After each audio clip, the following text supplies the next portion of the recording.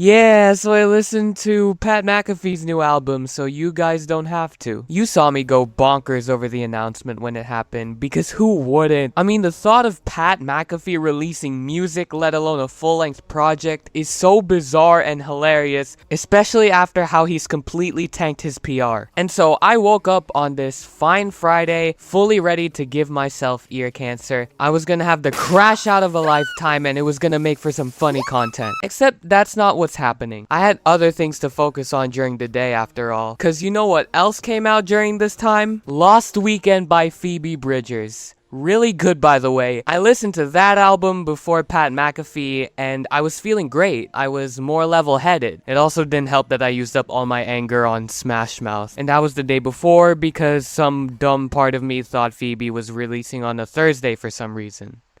Yeah. For as bad as Zach Good was having the worst vocals of the year, I expected Pat McAfee to be worse than that, and somehow I'm disappointed. The Diary of a Polarizing Figure is still pretty bad, but if he was trying to sound like he did on purpose, then it's probably the most pathetic attempt at rage bait ever. Long story short, this is a waste of time. Even for someone as strange as Pat McAfee, this album is so paint by numbers. Almost every song sounds anthemic, guitar work and melodies are what you'd expect. Hooks eat up all the verses and can get really repetitive. Pat's always singing with this country twang that's at times cringe, but most of the time it's really, really boring. It's literally the blandest excuse for a contemporary country album you'll ever find this year. I was expecting lyrics worse than Morgan Wallen. They don't even have as much substance to hold him accountable. It's not that vulnerable. It's not as entertaining as you'd expect, even with that Pat McAfee bravado, if you know his personality. If you've listened to his podcast, all that. And he can't really deepen this narrative of how he's been so polarizing and how people hate him so much. He just goes on tangents about how life is so difficult, but I work so hard, and now I love my life in the moment, and fuck all the haters, and yada yada yada. He has 14 songs to work with, and just paraphrases the same blue-collar life experiences over and over and over. It's a nothing burger. I can't believe I have to yap about these songs, but I'm gonna try. I guess there are moments of sincere tribute and appreciation, like Pitbull in a mugshot. It shouts out Pat's deceased dog Valerie in the first few seconds. But then not even a minute in, Pat goes, "We all hate the same folks, mostly lame bros. All the Aunt Karens need to go back where they came fro." That's not a typo, by the way. He said fro. Not exactly the best way to set the tone now, is it? Well, I guess in a way it is, because he goes on this stretch where he rehashes the same topic 5 more times, and they all sound like beer commercial songs. Blue Collar Symphony. I worked hard to get where I'm at, and I'm living life. Good times. Nice tribute to the Costco guys. Also, I'm living good and I'm loving life. Young Me. First emotional ballad of the tracklist, by the way. I guess it's emotional the same way Jelly Roll is emotional to some. I guess. But Pat McAfee does not have the voice to make me frown, and the overall emotional weight of the lyrics, more bare bones than his wrestling commentary. It's basically a song where he'll tell his younger self one day he'll be living good and loving life. Also, is he actually saying "seent" instead of "seen"? I don't know why that bothers me so much. Oops. This song will cause another global pandemic. A country pop instrumental straight out of Target? Check. Sounding tacky and stiff when singing the chorus? Check. I mean, come on, he sounds like he's tailor-made for the Moana soundtrack. Pitiful rap verse. Sadly, check. It's fucking hilarious. Put him on a mic and only good things happen. Get him on a stage, motherfuckers start clapping, while Ernie's on the beat, so it might be a classic. Is he even trying to be catchy? Oh wait, what's this? I flipped the script and did this shit, and it drove them all crazed. And I'm good at everything, I'm a talent buffet. I used to not have shit, now I got a bidet. Sounds like he's living good and loving life. Rich as shit. I wonder what this could be about. Yes, because if there's anything we need in 2026, it's a stomp and holler American author's ass song where he talks about wanting to be rich as shit when he's already rich as shit. Bro was an NFL punter. He has a successful podcast. He has a multi-million-dollar deal with ESPN and FanDuel.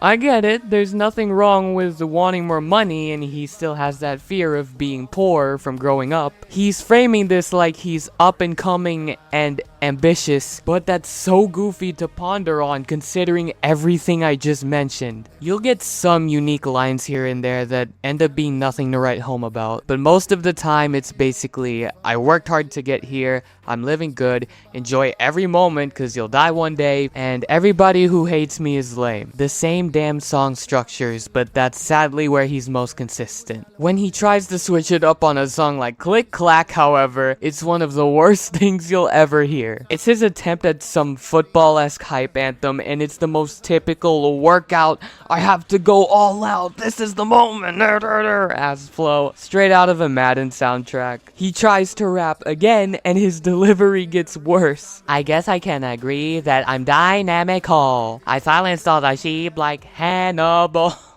I want to gouge my eyes out! And on top of all of this, it's called The Diary of a Polarizing Figure, and it's not even that polarizing. Like, okay, you're acknowledging haters without going into detail on why they're haters. And why the hell should we believe you then? Like, give us some ammo, directly address them or something. I guess he does do that on Polarizing Figure, but the narrative is completely sanitized here. I don't know what's more generic, this beat that came from YouTube audio library, or this putrid attempt at polarizing introspection. All of us so gullible, all of it's combustible, stories out of context from folks considered trustable, they're reckless with their narratives, searching for comparatives, eliminate disruptor, to them it feels imperative. Wow, the most interesting part about that is it sounds like someone discovered a dictionary for the first time. The most polarizing lyrics on this album come from Outlaws, you know, the one with the church choir, and he's talking about sports television. Oh wait, no, I'm sorry. Sports television again. Saying that we ruin sports television again. What the fuck? Bunch of puppets with some pens, with only Muppets as their friends, saying that we ruined sports television again. Are you guys ready for some Eminem level enunciation? If they lie about the little shit, they'll lie about plenty shit. Draining all our energy we're fixing to replenish it. Hell, if it's relevance, we ain't even selling it. Just smoking trees, living free, then we out here telling it. I guess we're outlaws. Okay, here's the most important part. Having your own thoughts somehow became unique. Now authenticity's validity can break through when you speak. So what he's basically doing is a media mistrust angle, playing the role of an outlaw in the sports media landscape, which he really is. One who comes up with such unique takes and behaves so incredibly different on TV, and that's why journalists hate people like Pat McAfee. It's quite a macho response. You lie and chase tribal narratives. We think for ourselves. Yet at the same time, he's also chasing the narrative of being the one who tells the truth in the battle between outlaws and puppets. Wow, the only interesting worldview he gave us. And the song still sucks. The ideas that Pat had for this album are either not interesting or can't be taken seriously, because it sounds like the soundtrack for a Dude Perfect video. It's NPC music. If you put an Imagine Dragons fan onto this album, they'd probably piss their pants. It's not good. It's not worth your time. I guess its only benefit is that it takes off a bucket list item for Pat McAfee, which, hooray, I guess, but I'm not going back and listening to this. There's not one relatable song on here. There's no song I'd bump for a workout, and you're telling me this was in the lab for 20 years? People have made better songs in less than a day. And by people, I mean Bob Dylan, The Beatles, Black Sabbath. Okay, nowhere near Pat McAfee, of course. But like, you told us you had so much time. The technology got better and better. You had a group of producers and songwriters help you to make this dream a reality. Wait a minute, that last part might be a lie. Because all of this is so basic, it's borderline AI generated. There's three possibilities. Either it's AI generated, he used royalty-free beats, or he's telling the truth and his team just sucks that bad. He had, what, Ernest Keith Smith, Big Loud CEO Seth England, Jelly Roll, And that's the best you can come up with? It's fair to believe that this was genuinely him behind the pen, and the songs all reflect who he is right now. Doesn't mean I have to like it, even though I want to. I used to like Pat McAfee, I just wish he had the right people around him when it comes to making career decisions, cause he's made some pretty bad ones recently, and you can add making this album to that list. And also sitting next to Trump at the Patriot Games, but MAGA's gonna MAGA, what can you do? That's really it for this video. Pat McAfee's a funny human being. He's low-key been a main op for a little bit on this channel, considering everything he's done this year. Hopefully this is the last time I have to talk about him for a while. He just gave me ear cancer, bro. I want to forget about it all. And I guess you guys can help me with that. If you're new here, join the Discord. Help us get to 200 members. Subscribe, leave a like, comment, share. Thank you guys for watching. I'll see you next time. Take care.